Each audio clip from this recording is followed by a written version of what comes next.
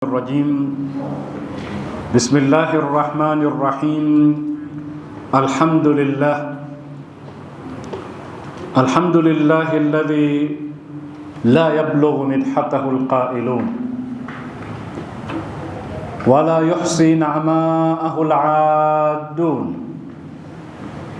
ولا يؤدي حقه المجتهدون الذي لا يدركه بعد الهمم ولا يناله غوص الفطن الذي ليس لصفته حد محدود ولا نعت موجود ولا وقت معدود ولا أجل ممدود.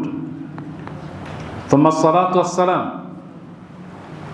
على أشرف الأنبياء والمرسلين محمد وعلى آله الطيبين الطاهرين وأصحابه الغر الميامين، وبعد. يقول الحق سبحانه وتعالى في محكم كتابه المجيد: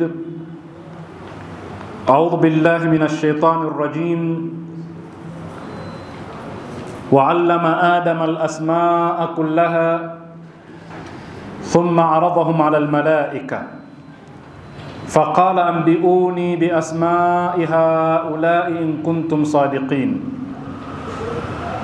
وقال الإمام أمير المؤمنين صلوات الله وسلامه عليه: فما خلقت ليشغلني أكل الطيبات كالبهيمة المربوطة همها علفها. صدق الله العلي العظيم وصدق مولانا أمير المؤمنين صلوات الله وسلامه عليه. اللهم صل على محمد وآل محمد. السلام عليكم ورحمة الله وبركاته. Leo ikiwa ni siku ya 13 ya mwezi wa mtukufu wa Ramadhani, na katika darasa yetu ya jana tulijifunza kuhusu aina za ilmu. Jana tulifunza ilmu inayofahamika kwa jina la ilmu al-ghaibi na ilmu ash-shahada, na katika mambo ambayo tulijifunza ni dhana ya malakuti, ule ufalme wa Mwenyezi Mungu katika kuendesha mambo, na hatimaye tukaona maratibu ilmi ambayo ni ilmu yaqini, ainul yaqini na haqqul yaqini. Leo tutaingia katika aina nyingine ya ilmu namba 3 ambayo itakuwa na sehemu 3. Kwanza ni elimu rasmi, 2 ni elimu isiyokuwa rasmi, na 3 ni elimu ya kawaida. Elimu rasmi, elimu isiyokuwa rasmi na elimu ya kawaida. Kwa lugha ya Kiingereza wanasema formal education, non-formal education na informal education. Mgawanyo huu wa elimu unazingatia namna ya kuipata, kwamba unaipataje. Inazingatia uwasilishaji. Kwa hiyo ni mgawanyo, lakini umelenga zaidi katika kutizama kwamba ile elimu yenyewe inafikishwaje kwa yule anayesoma, inawasilishwaje kwa yule anayesoma. Kwa hiyo katika hilo elimu iko katika mafungu 3. Kabla ya mjadala lazima tutambulishe hizi aina 3. Kwanza elimu rasmi. Elimu rasmi ndio hiyo ambayo wengi tunaitambua ni elimu, kiasi kwamba pakiitwa mtu kwamba amesoma, fulani amesoma, mara nyingi wanakusudia elimu rasmi, yani formal education. Sasa elimu rasmi ni ile inayosimamiwa na taasisi maalum na inafanyika mahala maalum na ina mtaala Kwa Kiingereza wanasema curriculum, Kiswahili mtaala. Mtaala ni nini? Mtaala ni siasa inayoeleza kwa nini watu wasome mambo hayo wanaosoma. Mtaala ni malengo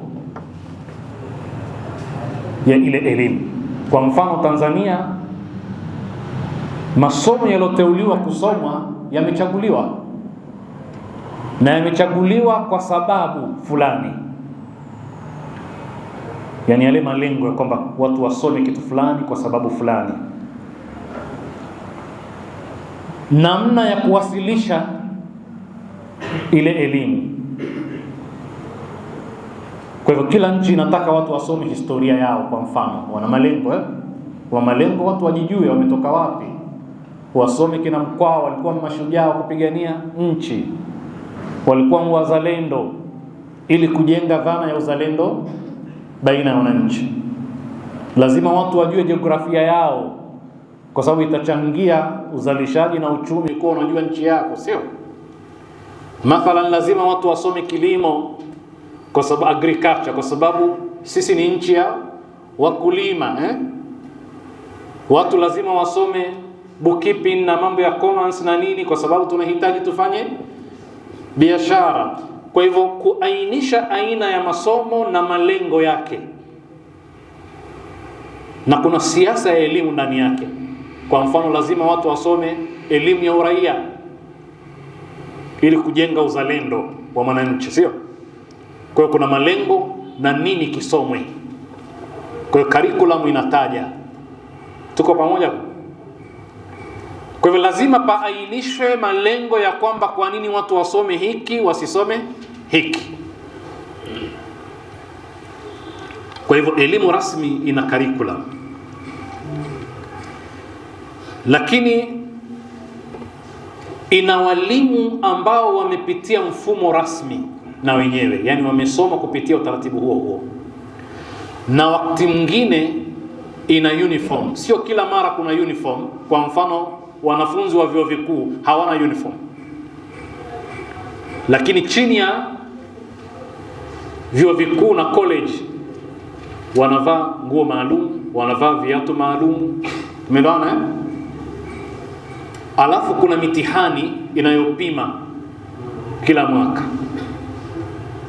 Alafu kuna shahada au vyeti au degree ya aina yoyote ile, shahada aina mbalimbali ambazo zinatolewa kwamba umehitimu masomo haya. Pia kuna kipindi maalumu cha kusoma. Miaka ya kwanza itakuwa ni hii, akivuka hatua hiyo atakwenda hatua nyingine miaka kadhaa, akivuka hatua hiyo. Kwa mfano Kenya hawana form 5 form 6, sisi tuna form 5 form 6, kidato cha 6 na cha 5, sio? Yote hiyo inaitwa elimu rasmi. Lakini mara nyingi inazingatia umri. Maana huwezi kwenda mtu wa umri huu ukasema unataka kuanza primary, watakuambia ushapitwa na wakati. Umeelewana? Unaweza kusoma lakini katika aina nyingine ya elimu, sio hii. Kuna aina nyingine utahitaji. Katika umri wetu wakati ule kipimo ilikuwa ni kunyoosha mkono ukashika sikio la pili. Hili ambalo vijana leo hawajakuta hilo. Sisi ilikuwa ukitaka kwenda kusoma, ili wakupime kwamba unafaa kuanza darasa la kwanza, lazima unyanyue mkono wako ushike sikio upande wa pili. Kama hujafikia umri wa kuanza shule. Kwa tulikuwa tunakwenda, mnapanga foleni, mnapimwa, wanaambia wewe rudi nyumbani, wewe ingia, wewe rudi nyumbani, wewe ingia. Kwa hivyo ina umri maalumu, ina vipimo maalum. Kwa hiyo umri unazingatiwa, vyeti vipo, mitihani ipo, kuna ratiba maalum za masomo na kuna mahala maalumu pa kusomea. Na walimu wake lazima wawe wamepitia mfumo huo pia katika kusoma. Hakuna haja ya kueleza zaidi kwa sababu mjadala utakuja baadaye. Hiyo inaitwa elimu rasmi. Kisha kuna non-formal education. Tunasema elimu isiyokuwa rasmi. Nayo ni elimu, lakini sio elimu rasmi. Elimu isiyokuwa rasmi ina mpangilio, lakini mpangilio wake sio rasmi vile vile. Yani mimi naweza nikakubaliana na mwalimu mahala na muda. Labda niwapeni mfano. Wangapi katika nyie mmesoma kile kinachoitwa QT, qualified test? Yani mtu mzima unakwenda kusoma masomo fulani, lakini mahala unapokwenda sio shule, mnakubaliana popote, hakuna uniform, hakuna kujali mambo ya kufanyiwa mitihani. Inawezekana mtu akaenda kufanya mtihani akairasimisha, na mara nyingi lengo ni kurasimisha. Ukaingia kwenye mtihani ukafanya na vijana ili uifanye iwe rasmi, sio? Lakini huvai uniform. Timetable ya kusoma ni wewe na mwalimu mnaamua. Unaweza kumwambia aje nyumbani, sio? Akaja nyumbani kufundisha. Umri hauzingatiwi. Hata yule mwalimu mara nyingine hana cheti cha ualimu, lakini ni mtu mwanafunzi ametangulia mbele tu, yuko form 6 na anataka kusoma form 2, anatumika kufundisha. Huo ni moja katika mfano. Lakini niwapeni mfano mwingine. Hauza zetu ni elimu rasmi inakubalika darasani na serikalini? Hapana. Timetable yake, curriculum yake ni rasmi? Hapana. Tumekaa tukakubaliana tutasomesha masomo haya, na kuulizeni kuna curriculum? Hakuna. Kuna syllabus? Hata syllabus hakuna. Mara nyingi syllabus iko katika elimu rasmi. Mnajua tofauti ya curriculum na syllabus? Syllabus ni ndogo kuliko curriculum, na lazima hiyo inakwenda sambamba na nini? Na curriculum, yani mtaala. Syllabus ni mwongozo kwa mwalimu juu ya namna ya kufundisha. Inamwambia kwamba syllabus inamwambia mwalimu, hili somo siku ya kwanza linatakiwa kwanza kwa mwaka lifundishwe mara 70 mathalan. Linatakiwa lifundishwe mara 70. Sehemu ya kwanza ihusishe kitu fulani, ya pili kitu fulani, mpaka ya 70.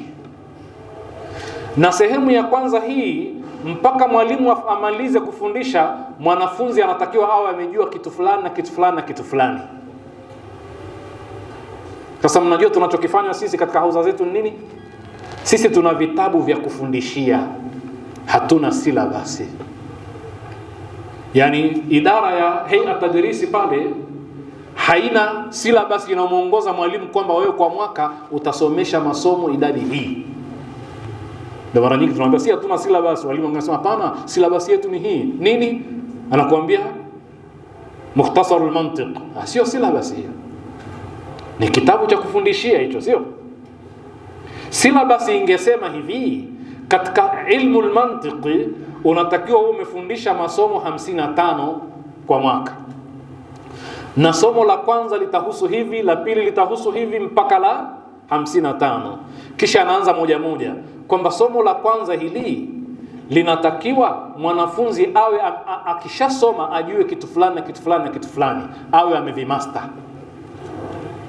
Kwa hiyo ni mwongozo kwa mwalimu juu ya masomo anayotakiwa kufundisha na mambo ambayo anatakiwa awasilishe kwa mwanafunzi ayajue. Tumeelewa maana syllabus sasa? Kwa hivyo katika hauza zetu, kwanza ni elimu isiyokuwa rasmi, pili ina sifa zile ambazo sio za elimu rasmi, kwa sababu syllabus ni sifa ya elimu rasmi, curriculum ni sifa ya elimu rasmi. Kisha time ya kusoma, muda wa kuanza kusoma, mnaweza mkaamua kuanza saa 12, lakini elimu rasmi mkianza saa hizo ni ugomvi, sio? Kwa sababu kuna mfumo wa pamoja uliokubalika. Anaweza kuingia mwanafunzi darasani bila uniform, hakuna ugomvi, sio? Ile certificate inayotolewa sio rasmi, ni kujaribu kurasimisha. Mnajua kwa nini? Kwa sababu huwezi kuichukua ukaipeleka serikalini serikali ikakutambua. kweli inakutambulisha masomo uliyosoma. Unaweza kukubalika tu na mwenzako ambaye ametumia mfumo huo kujua kwamba umefikia hapa, yeye anaweza kuendelea kuanzia hapo. Mnafahamu wazee wetu katika elimu huku ya madrasa zamani, mashekhi zetu wamesoma vipi? Namna walivyosoma ni kwamba unasoma Zanzibar, alafu unaamua unataka kwenda kumalizia masomo yako Lamu. Ukifika Lamu kule wanakuuliza umesoma kitabu gani?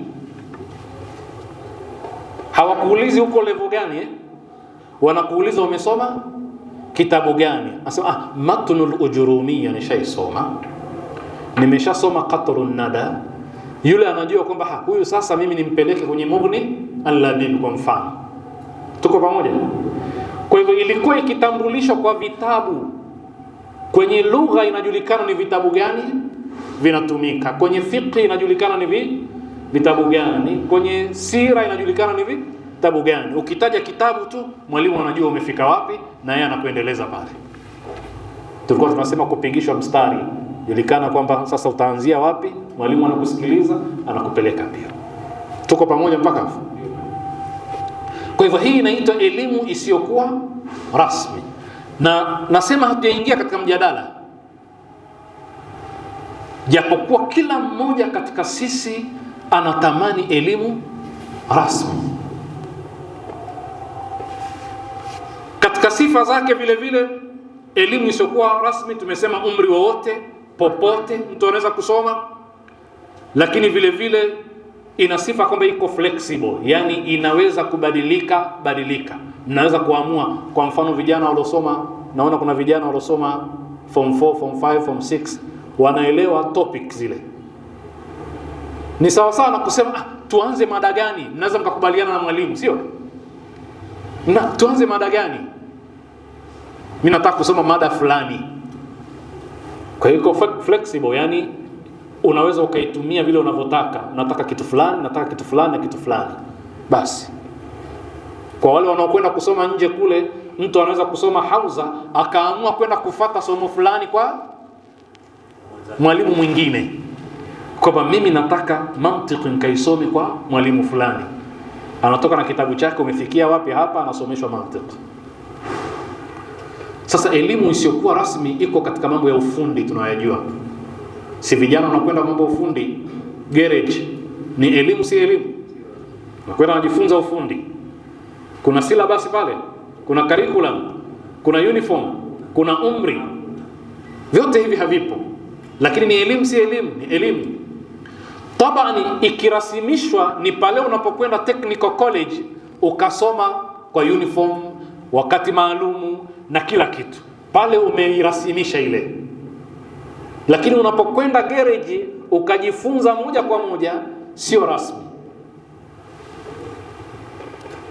Ufundi wa magari, ufundi wa kushona, hebu kwa watizamini kina dada wengi wanaoshona katika vibaraza vyetu. Fundi hodari, muulize certificate yako iko wapi? Hana. Yani shahada yake anaweza kupewa nguo za harusi akashona na watu wakapendeza. Tunavaa kanzu zetu hizi, tunawapelekea kwamba kitambaa nishonee kanzu design hii. Hao wote wanatushonia hizi kanzu ambazo hazina lebo, tumezishona. Wamesoma wapi ufundi? Wamesoma, lakini hawana certificate yoyote ya kwamba amesomea fani hiyo. Kwa hiyo amesoma katika njia ambayo sio elimu rasmi. Kawasimamishe madereva wengi unaowaona, japokuwa unamkuta ana leseni, lakini alisoma elimu rasmi udereva wake. Kwa hiyo ile ni taaluma. Nadhani mifano hii inatosha. Tuje katika elimu namba 3. Tumesema kuna formal, non-formal, informal. Informal Kiswahili chake ni elimu ya kawaida. Na hili tulisikiliza. Maana ya elimu ya kawaida ni ile elimu mwanadamu tangu amezaliwa anajifunza. Mtoto tangu akizaliwa, tangu tunamuadhinia kwa lugha yetu ya Kiislamu, ile adhana ni moja katika hatua za kumfundisha mtoto. La sivyo una maana gani kumuadhinia Allahu Akbar, Allahu Akbar, sikio la kushoto na unaqim? Ni mwanzo wa elimu. Kiingia tu duniani Uislamu unatufunza kwamba kitu cha kwanza ni kumpa elimu mtoto kwa kumwadhinia, na imani ya Waislamu ni kwamba adhana kwa mtoto akiwa mdogo ina athar. Tumesema mara nyingi, ndio maana Waswahili mtoto akiwa mtukutu anasema mtoto vipi huyu, hajaadhiniwa nini? Kwa sababu matarajiwa ni kwamba akiadhiniwa ile adhana itamuathiri. Tuko pamoja? Sasa walimu wake nani? Ni wazazi. Hii elimu ya kawaida, walimu wake wazazi, ndio mwalimu namba moja. Jamii ni walimu. Mazingira yanamfundisha mtoto, sio? Yale mazingira, vile vitu anavyoviona, anavyovishika, anavyovichezea. Kama ni moto ukimchoma anakuwa amepata somo. Tumewahi kusema wakati fulani hapa, tuelewe maana elimu ya kawaida jamaa. Moto unachoma, lakini mtoto anawezaje kujua unachoma? Kila ukimwambia usisogelee pale haelewi. Akishashika sufuria ya moto tayari amepata lesson. Sasa ukiamua umshike mkono wake umpeleke mara ya pili, atatumia nguvu zote kuhakikisha haumsogezi. Na nyote mnafahamu, sio? Kwa sababu tayari ile tabaduru surati shayn fi dhihni imeshakuwepo, kwamba okay, peleka moto pale, mkono utaungua. Kwa hivyo mazingira pia yanamsomesha. Hiyo ndio inaitwa elimu ya kawaida. Hiyo ndio lifelong process, kwamba mwanadamu hatokoma kujifunza. Ukisafiri hapo, umekwenda nchi nyingine, kila unachokiona pale unashangaa unajifunza. Umekwenda nchi si ya kwako, kikubwa anachokitaka mwanadamu nini? Ashangae. Anaona vitu havijui, sio? Anaweza hata kuona binadamu, hao jamaa wa wapi, anaambia hao jamani wa kutoka Mauritania hawa. Ndio sura zao ziko hivi, ndio mavazi yao yako hivi. Kwa hivyo hakomi mwanadamu kusoma elimu ya kawaida. Yaani hatofikia wakati akamaliza. Elimu ya kawaida ina mapana na marefu. Kwa mfano, mtu anapoamua kuchukua vitabu akajisomea, kaenda kanunua library kitabu kajisomea, hiyo ni elimu ya kawaida. Nasema tutakuja kwenye mjadala. Hii elimu ya kawaida, kuna watu wamenyanyuka wakawashinda watu waliosoma elimu rasmi. Ananunua kitabu anasoma kwa mwaka, ana orodha ya vitabu lazima awe amevimaliza. Kuna watu sampuli hiyo. Hakwenda shule, hakwenda katika non-formal education, amejisomesha. Hakuna gazeti linalompita ila atanunua asome. Taarifa ya habari ataisikiliza. Mnaona wale wachambuzi wa mambo ya vita huko, unadhani wamekwenda kuyasomea? Wengi ni hodari tu wa kufuatilia, sio? Maana yake elimu ya kawaida imewasaidia. Tuko pamoja? Vyombo vya habari, machapisho mbalimbali, na hakuna mtihani. Hakuna mtihani katika elimu ya kawaida. Mtu anajisomesha mwenyewe. Kila mmoja ana uwezo tofauti na mwingine katika kujisomesha elimu ya kawaida.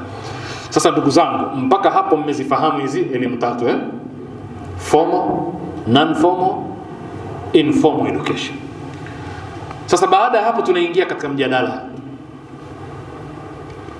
Tatizo letu ni kule kuambiwa kwamba elimu rasmi ndio elimu pekee.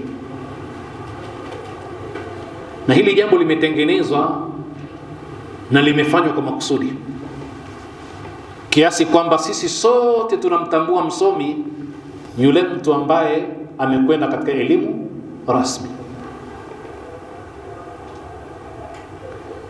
Kuna vijana hapa, mimi sitaki kutaja majina yao kwa sababu hawajanipa ruhusa hiyo, lakini kuna vijana hodari kwenye mambo ya IT na mambo ya kimtandao na mambo ya AI leo hii, akili mnemba, akili bandia, lakini hana certificate yoyote. Ni jitihada binafsi, sio? Inawezekana kabisa kijana akaenda kusoma degree ya mambo ya kompyuta, lakini akaja kufundishwa na kijana ambaye hakusoma. hakusoma elimu rasmi, lakini amejisomesha mwenyewe na ni hodari. Hebu watizame unaowajua ni wengi kiasi gani sampuli hiyo. Kwa nini nasema hivi? Nataka kusema kwamba maradhi yetu sisi ni kwamba hatutambui elimu ila elimu rasmi. Lakini tutakuja kuona huko mbeleni kwamba dunia imetukusudia hivyo makusudi kabisa. Kwa hivyo mashekhe wengi wana taaluma za kisheria, wana taaluma za lugha ambayo ukisoma Saudia utapata shahada za juu mbalimbali katika falsafa, lakini hana shahada. Watu wanaamini kwamba hawajasoma. Ndio maana utaona nchi kama Irani wamejaribu kuzifanya zile taaluma za hauza ziwe na mfumo rasmi. Ndio ile unaona Jamiatul Mustafa, ile ni jamia ambayo imejaribu kuchukua hizi elimu za hauza. Mtu amesoma falsafa vizuri lakini hatambuliki, sio?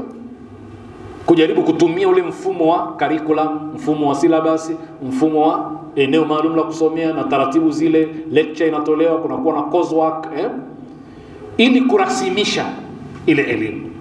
Lakini bado anaimaliza kule, anaonekana bado si msomi, kwa sababu nyingi tutazitaja huko mbeleni. Sasa tukubaliane kwamba kuna wasomi wengi ambao hawajapitia elimu rasmi, wanafaa kuwa walimu wa hao waliosoma elimu rasmi, wanafaa kuwa walimu. Mimi nitakupa mfano.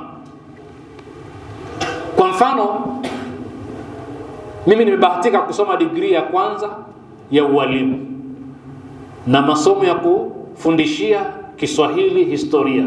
Sasa huko kwenye hayo masomo tumemsoma mtu anaitwa Haji Gora Haji, pengine yuko hai sasa hivi Zanzibar. Mzee ana kazi yake ya fasihi inaitwa Kimbunga. Tunasomeshwa university, kazi ya mtu ambaye hakwenda shule. Tuko pamoja? Mimi sijasema hajasoma, nasema hajaenda shule rasmi. Tuelewane, hajaenda shule rasmi. Tena nikisoma historia yake naambiwa kwamba alikwenda elimu ya madrasa. Alikwenda elimu ya madrasa na kazi yake sitaki kuitaja, lakini tumesoma na sehemu ya degree yetu tumepata kupitia pia kazi yake. Na nielewa vizuri. Mfano mwingine,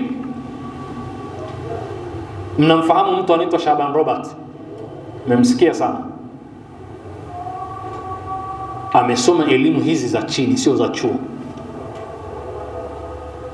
na pengine ameishia katika elimu ya msingi. Vitabu vyake vya kazi za fasihi mnavifahamu, vijana wanavijua, Kusadikika, Adili na Nduguze, ana vitabu kama 6-7. Sisi tumesoma kozi maalumu ya miezi 4 chuoni kumjadili yeye na kujadili kazi zake, alafu unapewa degree. Yeye hakuwa na degree. Hii ni mifano miwili nakupeni, tumeelewana? Unakwenda kuchukua degree kwa mtu ambaye hakupitia mfumo rasmi. Maana yake nini? Maana yake kwamba elimu haitakiwi, sio kwamba lazima ipitie mfumo rasmi. Mfumo rasmi una malengo ya kibepari kama utakavyoona. Una malengo ya marginalize baadhi ya watu kwamba nyie hamfai, hamko katika system yetu. Lakini si kwamba asiyepitia mfumo rasmi hana elimu. Labda nikupeni mfano mwingine. Mimi nikienda kusoma, pengine mfano wangu utakuwa mfano hai zaidi. Nilikwenda kusoma masomo hayo yanayoitwa, lakini katika chuo nilichokuwa nikisoma kuna waliokwenda kule kusoma masomo ya kidini, Islamic Studies. Tuko nao. Mimi sikuwa nahitajia, tayari nishasoma upande wa kidini na kwenda kusoma upande wa kisekula. Nikiwatizama pale wanasoma Kiarabu, wanataka kuchukulia degree Kiarabu. Mimi nawasaidia. kwa sababu ni level ya chini. Kisha namuomba yule mwalimu anayewafundisha kwamba niruhusu mimi haya masomo yao yote nifanyie mtihani japo sisomi. Alikataa. Lakini ni masomo ambayo mimi naweza kuyafundisha, lakini ni masomo ambayo sina shahada nayo, sina certificate nayo, sio? Swali, nilikuwa na ilmu ya mambo haya au sina? Ninayo. Mimi na yule aliyepata certificate pale ambaye uwezo wake ni mdogo, tukienda kutafuta ajira, nani anapewa? Mwenye certificate. Ndio nataka kujua, nataka kuambia huko mbele tutajadili malengo, sio?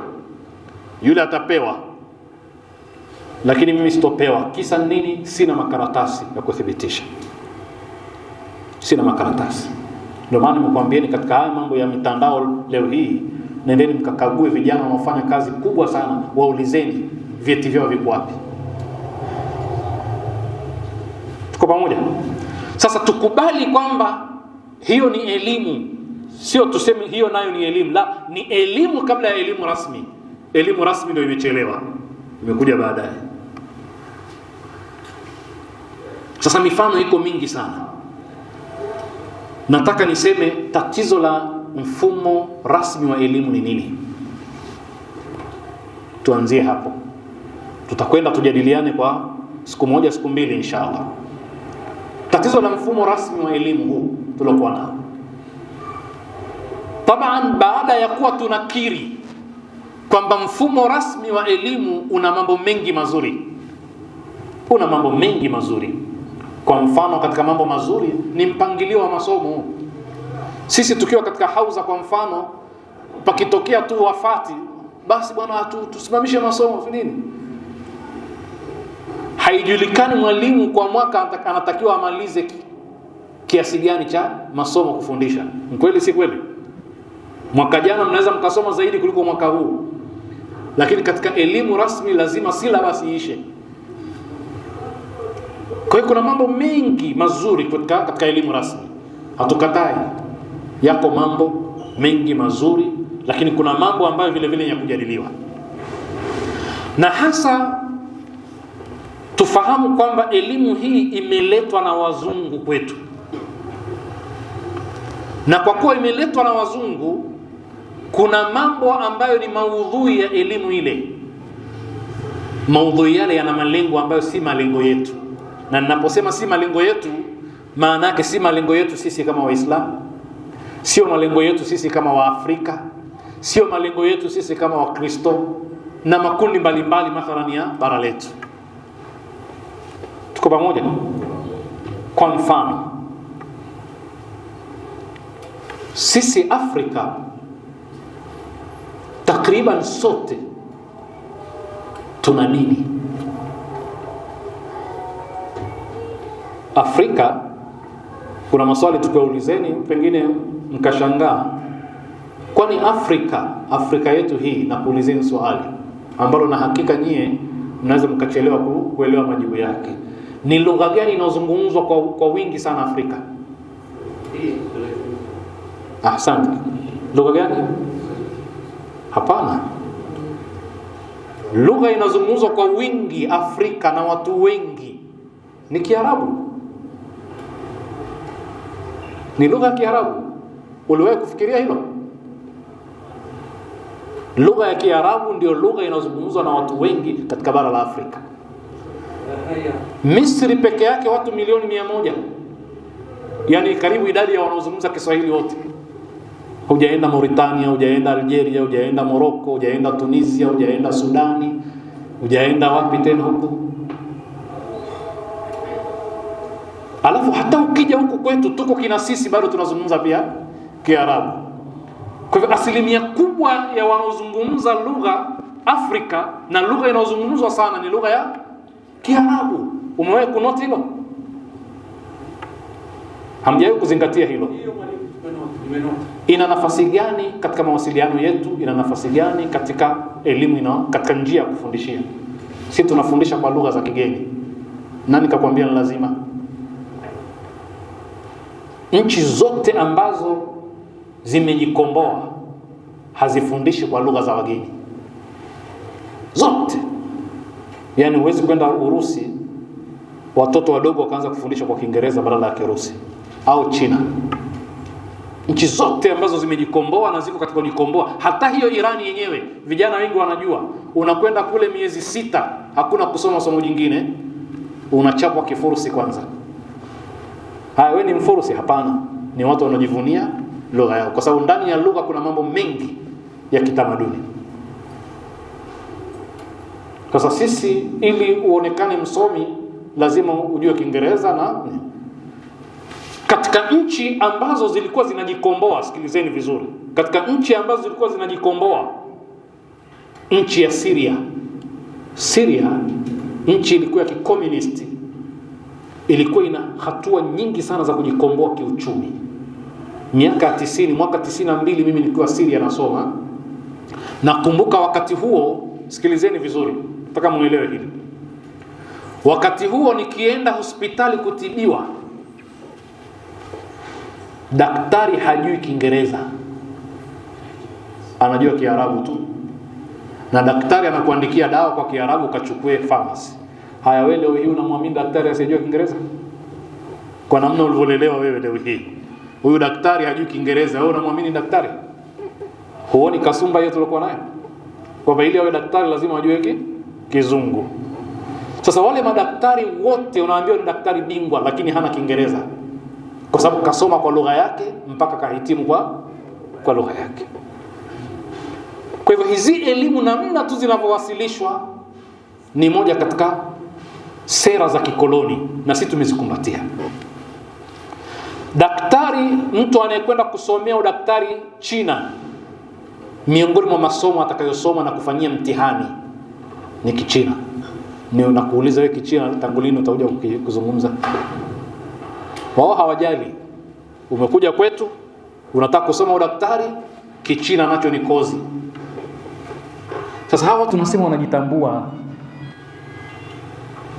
Ndio maana harakati nyingi Tanzania za watu wanaopigania Kiswahili, kwamba mtoto anachelewa kujua kwa sababu mpaka ajue lugha ya watu, na lugha ya mtu inakusaidia kujua anavyofikiria, ujue utamaduni wake, alafu baadaye ndio upate elimu kupitia lugha hiyo. Mbona unachelewa?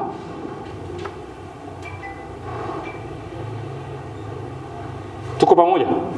Hivi hii lugha ya Kiingereza ni lugha ya ibada? Sio lugha ya ibada kwamba eti usipofanya ibada yako Kiingereza itakuwa si sahihi. Usipomtibu daktari mgonjwa Kiingereza hatopona. Ndio hivyo. Ni kunukuu maarifa ukampa mtu. Kama kuna lugha nyepesi yeye anaweza kuielewa, apewe kwa lugha ile. Tuko pamoja bwana? Kwa hivyo hiyo ni katika kasumba, lakini nukta ambayo tutaanza leo hii tutamalizia inshallah katika darasa yetu ijayo ni kwamba elimu rasmi ni elimu imeanzishwa katika mazingira ya kutomtambua nani? Mwenyezi Mungu. Tutahitajia siku 2 kuzungumza haya inshallah. Msingi wake ilipoasisiwa ni katika kumkanusha Mungu. Kwa hivyo hakuna mahala ambapo utatambulishwa Mungu katika elimu hizo utakapomhusisha Mungu.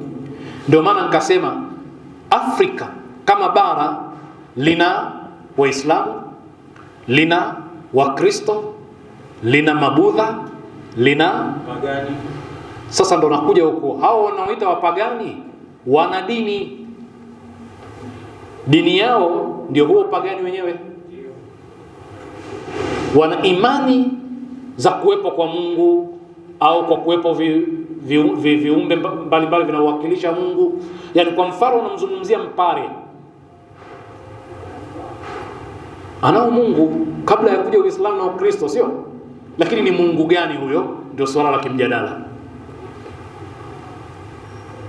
Sasa kama unamletea elimu alafu haina uhusiano na dini kamwe, hii elimu ni geni kwake.